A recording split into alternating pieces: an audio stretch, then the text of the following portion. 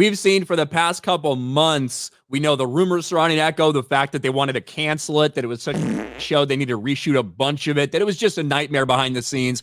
And that's the reason they decided to dump all 5 episodes at the same time on the same day on Disney Plus and Hulu. To just get it out there. Hope people talk about it for maybe a week and then forget about it. And the reviews are starting to come out a little bit split from some people. Right now, sitting on Rotten Tomatoes like 70-70. 70 critics, 70% audience score. But it's interesting when you start to get into some of these things. It's all like everything, every positive review is all about diversity and inclusion. It seems to be the case. I have a lot of hearing privilege. What the hell is even that? Echo's TV review, loud and proud, Disney's indigenous series is exactly what Marvel needs right now. Now, of course, there's some people that don't necessarily agree. After its worst year to date, Marvel wanted a fresh start. Instead, we got Echo. The boring Echo is another death knell for Marvel. Kill any hope the Marvel series would reignite some enthusiasm. It's a third-rate snoozer that continues to water down the brand. But the reality is there's a couple of ways that this thing was promoted. It was promoted with Kingpin. Kingpin is back. Daredevil is back.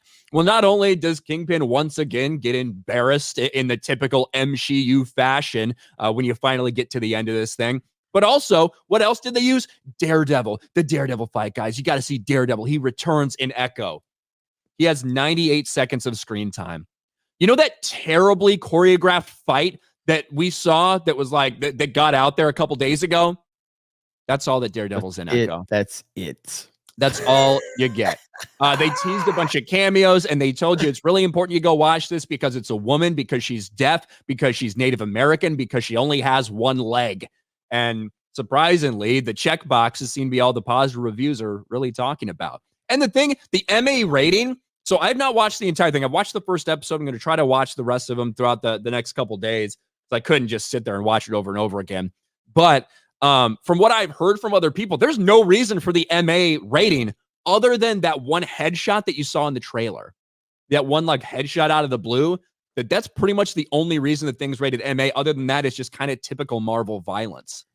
So it's like they're teasing people with a bunch of things that the series isn't really about. Yeah, this is again, man, you're taking all of like people are not going to be happy when you're teasing Daredevil. Again, if you're being honest about it, Daredevil, best series Marvel ever made, not even close. I know Gary would say Daredevil's the best thing Marvel's ever made from the live action standpoint. And it is phenomenal. So teasing Daredevil to kind of pull people in, because you're teasing Daredevil and Kingpin for sure. You're trying to pull people in, and then just when the few people that you're going to fool to get them in to see that, and then they end up seeing that we get like 90 seconds of Daredevil, it's just going to piss people off. This is not doing anything to help the Marvel brand. That's what you have to ask yourself. With all of this stuff, is this helping move the Marvel brand forward? Is this helping move the Marvel Cinematic Universe forward?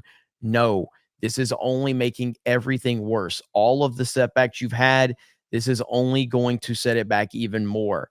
That's all it's going to do. This isn't helping anything. This is why, of course, they have kind of ignored this. They have not really, the promotion hasn't been out there very much. They don't want people to really tell. They've promoted There's been a lot. I would actually argue there's been a lot of promotion for it, but it's all about these other ancillary things. One, you got to watch it because she's deaf. Never had a deaf superhero in the Marvel Cinematic Universe before. You need to see that. And then Kingpin and Daredevil. That's what they made the entire thing about. The first episode is basically just a recap of things you already know from the Hawkeye series. And then so we'll see what happens after it.